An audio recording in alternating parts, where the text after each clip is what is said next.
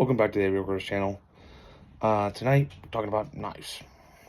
It is 40-something degrees out here, so if you see my breath blowing out of my mouth, that should tell you something. I think it's 48 degrees, 50 degrees, something like that. It might be as low as 44, 45. I do have a fire right here. As you can see, the glow is coming off of me. I do have my fleece-lined jacket behind me. I'm nice and toasty and warm. I feel pretty good right now. Yeah, that fire's hot. That fire's really hot. I am talking about my EDC knives and a couple knives that I use around the house for odd jobs. This is my everything that needs to be cut, and I don't care about the knife.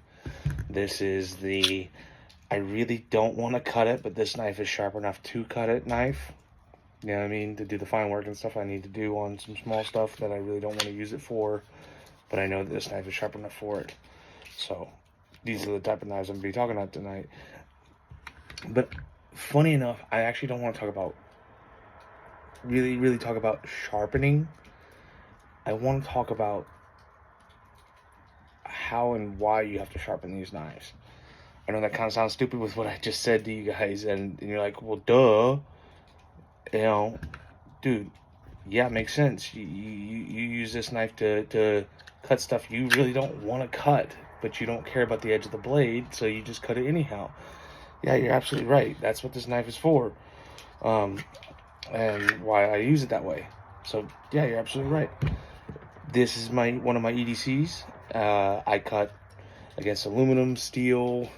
I cut plastic bands off pallets all day long. I cut cardboard, surrounding doors, fans, and everything else with this knife. And you'd be like, yeah, duh, dude, that stuff's gonna dull it. No, duh. I cut ice bags. I cut wrappers on parts and materials all the time with this. Yeah, it's gonna dull the blade out. Same thing goes for out the front. I cut heavy duty polymer with both these knives. 6 and 8 mil polymer. I cut 4 to 6 to 8 mil polycarb with it. Heavy duty plastic that it takes usually a hot knife or a tech screw to go through. I cut little small pieces of it out and trim out holes and stuff like that, and yeah, that's gonna damage. You shave off PVC, yeah, it's gonna damage this. You gotta do what you gotta do. That's why they're everyday carries. They're knives I trust to do that work. They're the knives I trust to have an edge and carry an edge enough to do that type of work. Do they need sharpened? Yes, they need sharpened. Like anything, they need sharpened. Knives need sharpened. That's what happens. You dull them out, and you have to sharpen them. That's part of the game. That's why the stone is here.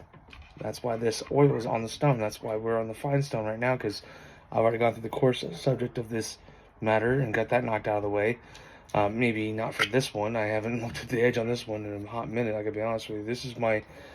Oh, yeah, that one's definitely messed up. I don't know if you guys can see it. See if I can put it for you guys. That one's definitely got 2 edges to it. There's a nice fine line. Some notches up here on the top. And then it goes to a nice straight line. And then if you look right here, there's a deviation. There's a deviation to the back, and this back is nice and used. Well, that's because I usually use this knife for a lot of the small scraping aspect here like this against something that's very hard and shouldn't be scraped against, or if it does, sharpen the knife kind of thing. So my sharp knife to cut anything that I don't really want to cut with a knife, but I know this knife is sharp enough to do it, is this little maintaining dagger that I have here. And as you can see, there's a little etch right there, and I believe that is, yeah, that is a nice deviation in the blade edge. I cut something last time, I don't remember what, but I cut something last time and took a chunk out of the edge, because otherwise than that, the edge stays true all the way through, except for that little bit deviation right there. But it stays true, and I got some slight deviation up here on the top, but that's because I'm usually pressing into whatever's below and then cutting across glass, wood, urethane, whatever, you know what I mean, fiberboard, whatever.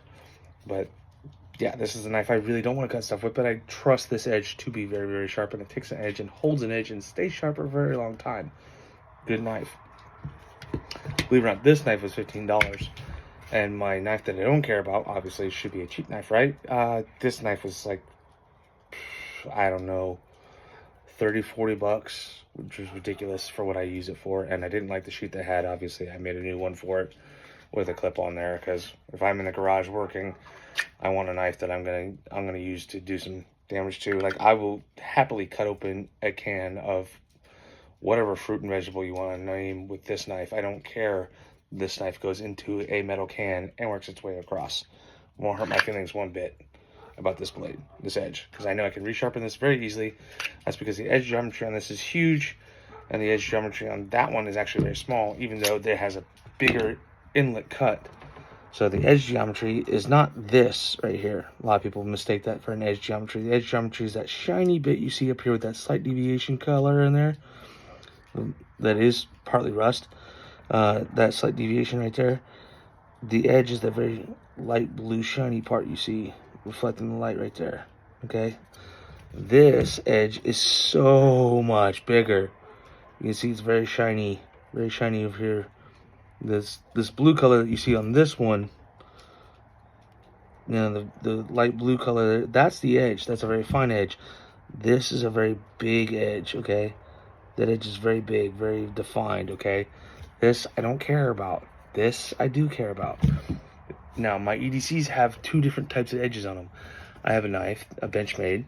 This is the Osborne, okay? This is the Osborne 848. That's the 154 centimeter. This is a very fine edge type of knife, okay? It holds an edge for a very long time, but it does not take a razor edge. You do not want to put a razor edge on this. Reason for that being, you'll dull out in the next day. This is a piece of, well, I say piece of crap. It's not really a piece of crap. This is Tiger Tech. Tiger Tech is actually not bad. They are a little bit of a knockoff of the Microtech. But they do make good blades. They do make good blades. Now, this one has been through hell and back. I've owned this for over 2 years now. You can see the spots and stuff on this. I mean, it's just been through a lot. It's been well spotted by testing electrical wires, because this is aluminum casing with a rubber divider inside, rubber coating on the outside, so I don't get shocked when I test this.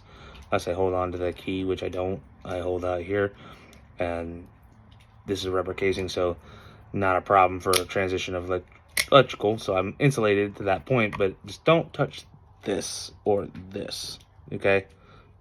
That's how you test. You don't touch that. They're part of the internal metal casing. This has G10 grips on it, and I have not spot welded this, but I have taken almost all the finish off the rear end of this knife without even trying, and I'm working on taking the finish off the sides, and especially the front half portion of this blade here. All right, I'm doing my best, especially on the right side here. I'm doing my best to take that off. Not really on purpose, but it is what it is.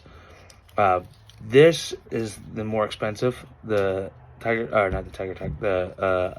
Benchmade is the more expensive of the two than the Tiger Tech, because obviously you've heard of Benchmade, you've never heard of Tiger Tech. You're like, oh, well, duh. Yeah, well, this is over $150. This was 25 bucks. You know what I mean? At a gun show, from a guy that I know. So yeah, and I got a lot of different options. But again, the edges, geometries are different. We're gonna go through that just for a second. This is not gonna be a very long video. We're not even gonna do any sharpening with you guys. We can talk about it till the sun goes down or the sun comes back up. Obviously it's night now, so we could do all that. I have this knife now sharp enough to take off hair with my arm. The reason for that being is this is a cheaper made steel. I don't actually remember what the steel is made out of. I used to know, forgot. It's a very small blade, but I have it now very, very sharp, where it will take hair off without a problem. Okay, you guys can see that. It takes hair right off my knuckles, not a problem. I'm currently working on this one. The edge geometry, I wanted to show you guys. The edge geometry is so small. You see that big silver strip right here at the bottom? See that big silver strip? That's the new edge. That is the new edge. It's a big, huge silver strip. I'm working on this one. I have it on my fine stone. As you can see, that is not a huge silver strip.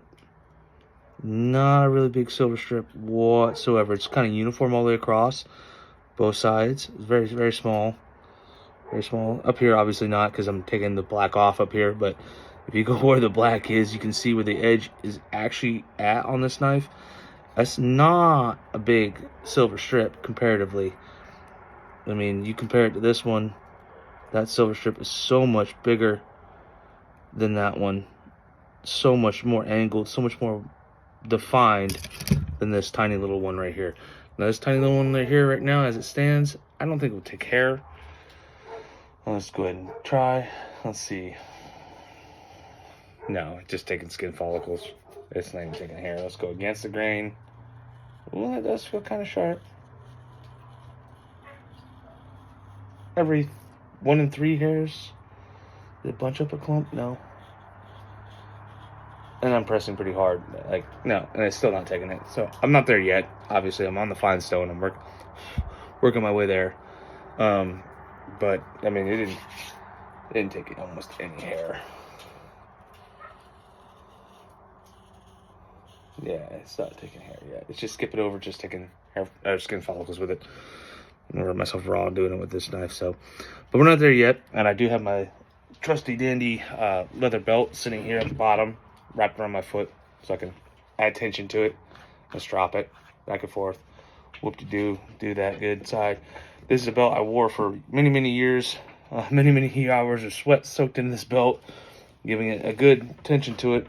And all you do is just maintain an angle and you pull across. I mean, I haven't had this knife to razor sharp yet, but stropping against a true leather source is worth every minute you spend in sharpening a blade. And it just, all it does is define it by gold ounces. Okay, the way I said that, it doesn't make really a whole lot of sense, but here's what it means. You take time. You go from coarse, medium to fine. You oil every stone, you water every stone, and you take time. You go 16 ways this way, you go 17 this way. You check out the edge geometry, the true. You hold your hand up, your hand starts to cramp, and it's not fun, right? It's not fun. So it is what it is. It's what you need to do to make your knife sharp and make it functional for your lifestyle. Here, I just pulled it across the stop a couple of times, and as you can see, it really shined up that edge a little bit. Really defined it a little bit more. And I'm pretty sure now that if I did that,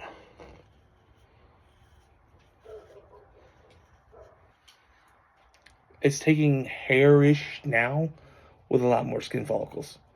Okay, a lot more skin follicles, which means it's on the cusp of getting to razor sharp on some aspects. Yeah, it's definitely getting there. Like, I'm watching hair curl back. Yeah, okay. So there's hair on the blade. You can't see it because as soon as I move my arm, I'm gonna lose all this hair.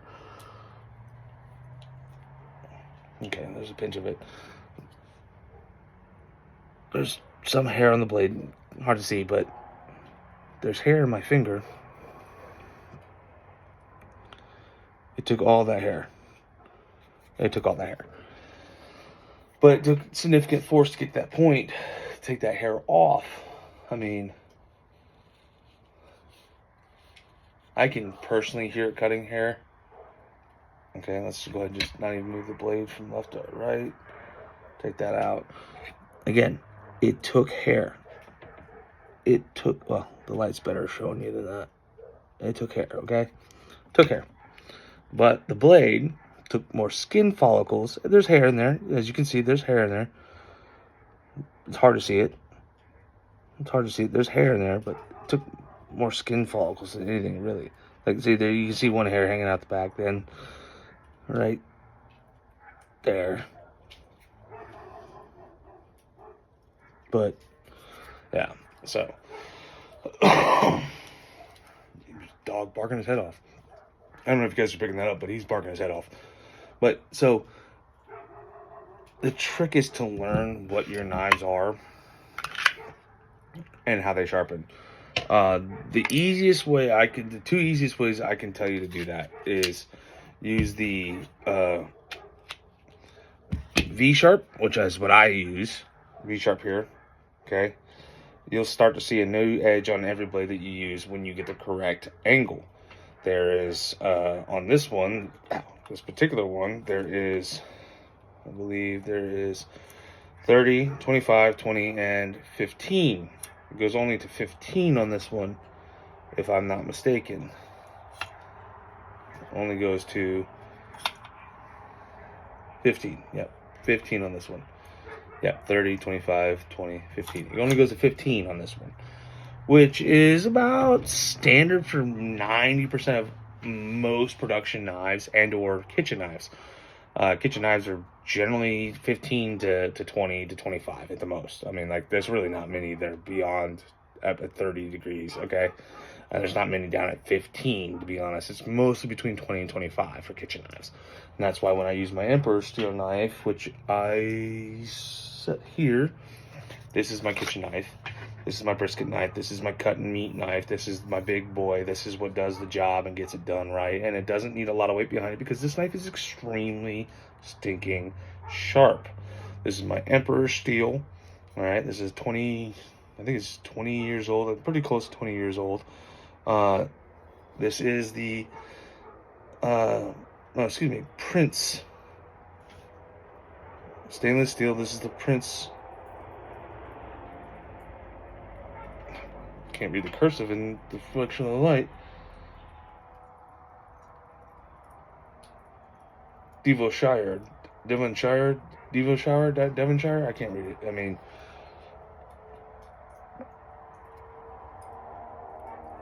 it's hard to read. And I'm not giving you guys good light, so sorry.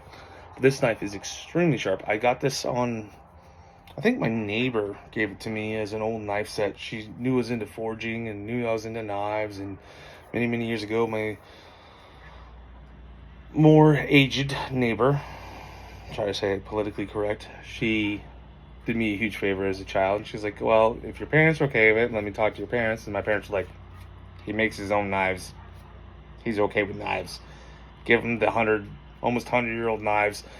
He'll love them forever. And I actually have a knife from her that was made in, I think, if I'm not mistaken, the 1950s. I think it was 1950s, 1940s, 1950s. That no longer has a handle on it. It's hammer forged steel.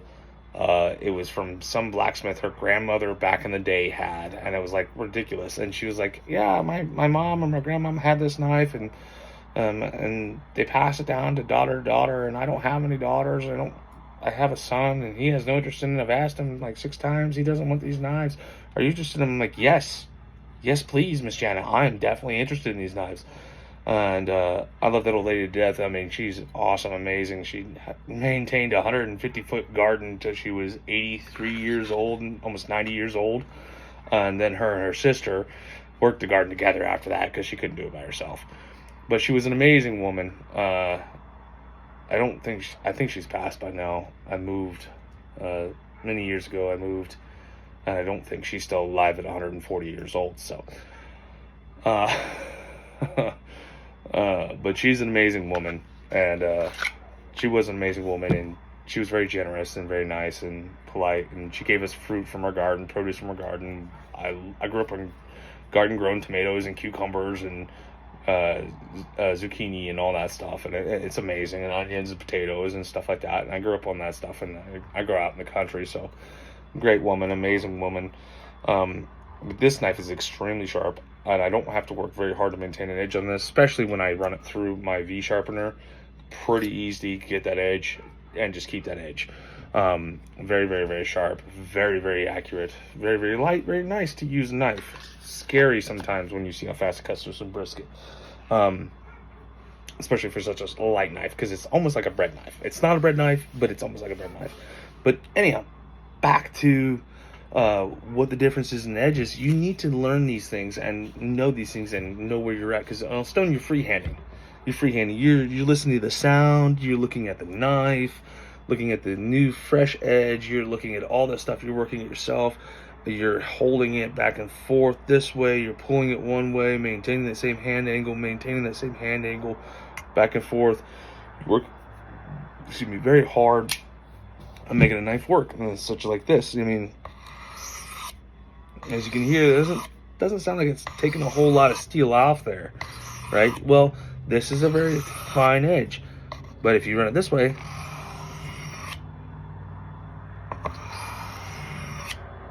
versus this way, versus this way. A lot more noise produced on one side than the other. That tells me, and if I can't feel it, which I could feel it, I can feel it on this knife, the angle is pushing over, which means this side is correct. This side is not so much correct, which means it needs to be worked this way a little bit more. Now, I maintain my hands in the same motion and angle, and I have a lot of practice of doing that, maintaining the angle of a blade. As a new sharpener, you're not going to have that ability. It's not something you just jump into knife sharpening and have that understanding. You're going to, play with it like this. You're going to be watching the edge on the stone, see if you see daylight underneath, you know what I mean, like this. You're going to be doing all this stuff. And then this is the hardest part right here, this draw off, what they call the draw off.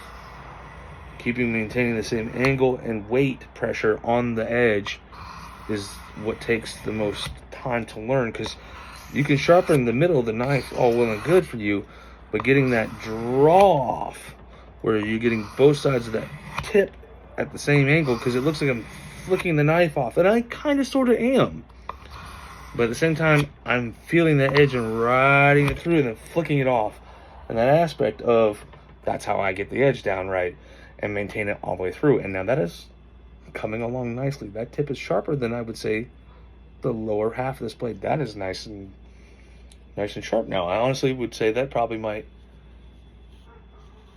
ooh, yeah, that's taking some hair, let me tell you. Ooh, and it's actually not even on the blade, it's on my arm still. There's hardly anything on the blade at all. That took some hair right there. I mean, that totally almost shaved my entire tattoo. Put it in some light. I don't know. I can't. I mean, that's all hair. It's all fine. And it's just, yeah, I don't know if you guys saw that. Just clump of hair fall out of off my thumb. And the blade really doesn't have that many skin follicles on it. It has a lot of small hair follicles. Like, that's as much skin follicles as on there. And when one pass before that, it had 3 times that much skin follicles on there. But again, you can strop in the middle of sharpening a knife all you want. It helps you find your edge a little bit more too. Plus, it helps define it a little bit more. I would say a lot of people only strop at the end of sharpening. I wouldn't do that. Honestly, I wouldn't do that. There's many times where I strop in the middle of sharpening just to redefine an edge that I have a burr on, or that I'm having issues with, or I can't find the true angle of. I do that a lot. So no, stropping is not strictly for the end product or defines the end product. So take what you want from this. This is a 24 minute video. I know we talked a lot. You got to see some of it. If you guys want to see a dedicated video, please let me know. I can take a knife that I can prove to you that is absolutely dull. I have 2 knives that I forged that I'm currently working on that do not have an edge on them, do not have a profile on them, and that I'm making. So yeah, this is how we do that. So thanks for watching the Everyday Warriors channel. You guys stay safe out there. We'll see you guys in the next video.